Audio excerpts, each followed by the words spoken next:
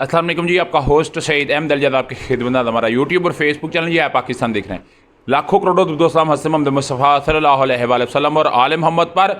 तहरीक इंसाफ का कोई भी टिकट होल्डर अगर टिकट लेगा तो उसको रातों रात घर से उठा लिया जाएगा। इमरान खान इलेक्शन में नहीं होंगे, तहरीक इंसाफ को कोई मैंडेट नहीं मिलेगा। ये बहुत बड़ा एक दावा किया है और बहुत बड़ी शख्सियत ने किया है। और ये एक जो आप कह सकते हैं ना ट्रांसफार्मर है, ये उसके बड़े करीब तरीन जो है तस्वर वायर की जाती है। तो उसने ये बयान दिया, डेफिनेटली आपके साथ शेयर करूँगा। सबसे पहले जी, नवाज शरीफ साहब, उनका एक दुबई का चार्टर तैयारा है, एमिरेट्स नहीं है, मगर वो दुबई आएंगे और दुबई के रास्ते 150 लोग उनके साथ होंगे। लाहौर की बजाय वो इस्लामाबाद लैंड करेंगे। अभी लाहौर में क्यों लैंड नहीं करेंगे? क्योंकि आप जानते हैं कि लाहौर हाई कोर्ट से ही 50 रुपये के स्टैम्प पेपर पे गए थे। वादे मुआदे और बड़ी सारी तसलियाँ शफियाँ दे के ले के गए, मगर लाहौर हाई कोर्ट में इन्होंने अप्लाई किया उनकी बेल के लिए, मगर उनकी जो गिरफ्तारी से कबल उनकी ज़मानत को कबूल नहीं किया गया।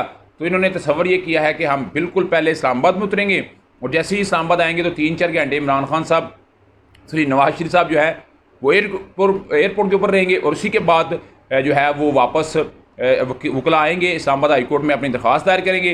वो वहाँ से जो है वो एक बेल ली जाएगी, प्री रेस्ट बेल ली जाएगी और उसके बाद नवाज शरीफ साहब आएंगे, फिर आके लाहौर के अंदर वो अपना जो है वो 21 अक्टूबर का जलसा करेंगे। मगर इसमें यह भी कुछ जो है कानूनी तज्जियाकार ये कह रहे हैं कि अगर वो इस्लामाबाद उतरते हैं तो जलसा उन्होंने लाहौर आकर करना है, तो इस्लामाबाद हाई कोर्ट जो लाहौर हाई कोर्ट है वो वहाँ पे भी तो बात कर सकते हैं। मगर क्योंकि इस्लामाबाद हाई कोर्ट से इनका जो है उन्होंने बेल ले ली होनी है, तो फिर कानूनी थोड़ा सा हुज्जत उसमें तमाम हो सकती है। तो डेफिनेटली ये एक बड़ी खबर थी। मौलाना फजल रहमान साहब कहते हैं कि जनवरी के अंदर इंतखाबात हो नहीं सकते।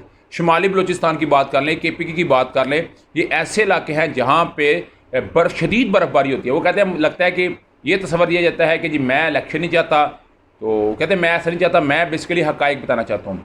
तो हम जी 3 सालों से मेहनत कर रहे हैं, हम जो 3 सालों से इस पर बात कर रहे हैं, ये ना नून लीग की आवाज़ है, ना पीपल्स पार्टी की आवाज़ है, ना MQM की आवाज़ है, ये मौलाना फजल रहमान साहब की आवाज़ है। तो मौलाना फजल रहमान साहब जो है वो भी जो है वो किसी न किसी वायर के साथ, ट्रांसफार्मर के साथ उनकी भी एक वायर है जो अटैच है, जो इस तरह की वो बातें कर रहे हैं। मगर जनवरी में तो ये डैम श्योर है ना, मैं तो डैम श्योर हूँ कि इंतखाबात नहीं होने। पर आपको मुझे पता कोई नहीं कि आपका क्या तज़िया है, मगर मेरा ये तज़िया ये है और बहुत सारे सियासी लोगों का, बहुत सारे एनालिस्ट तज़ियाकारों का ये मानना है कि जनवरी के अंदर इंतखाबात पाकिस्तान में इम्पॉसिबल है।